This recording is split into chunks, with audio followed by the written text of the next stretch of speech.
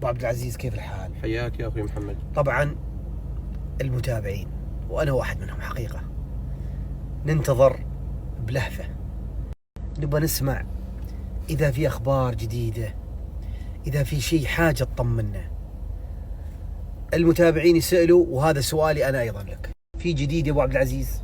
والله يا أخوي محمد لحد الآن ما في أي جديد بموضوع سالم أبدا، ولكن الجديد أن نطلب من المتابعين والأخوة جميعا والأخوات أن يستمروا، لأن سالم حملهم أمانة. نعم، هذا الجديد ما فيه معنى لحد الآن. متفائلين عبد العزيز؟ أنا حقيقة متفائلين مرة تفائلي ولدرجة كبيرة بعد. في طبعا التحركات أعتقد من زمان، هذه في تحركات من زمان ولكن التحركات الحين يمكن صارت أكبر.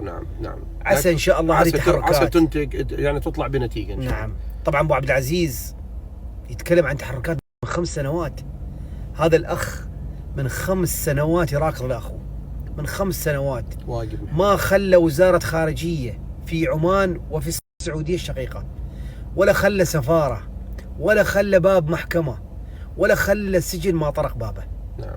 ومستمر لغاية اليوم، وبستمر لآخر يوم. ولكن هذه المرة أنت متفائل أكثر. لا، أنا متفائل بإذن الله تعالى، وإن شاء الله متفائل، وإن شاء الله بإذن الله. يا رب يا رب. إذن تطلب من المتابعين أنهم ما ينسوا سالم الشحاطي. هذا مطلب قديم محمد. نعم. والإخوان أتوقع عارفين هذا الشيء. نعم. وأكرر، وما يمنع أني أطلب وأكرر هذا الشيء في كل لحظة. نعم. وإخواننا المتابعين هم أعتقد عارفين مسؤوليتهم تجاه سالم. نعم. لأن سالم حملهم الأمانة هذه حقيقة بإذن الله. وأشكرهم حقيقة بعد، يعني لو أشكر وكرر الشكر نعم. والله ما يكفي.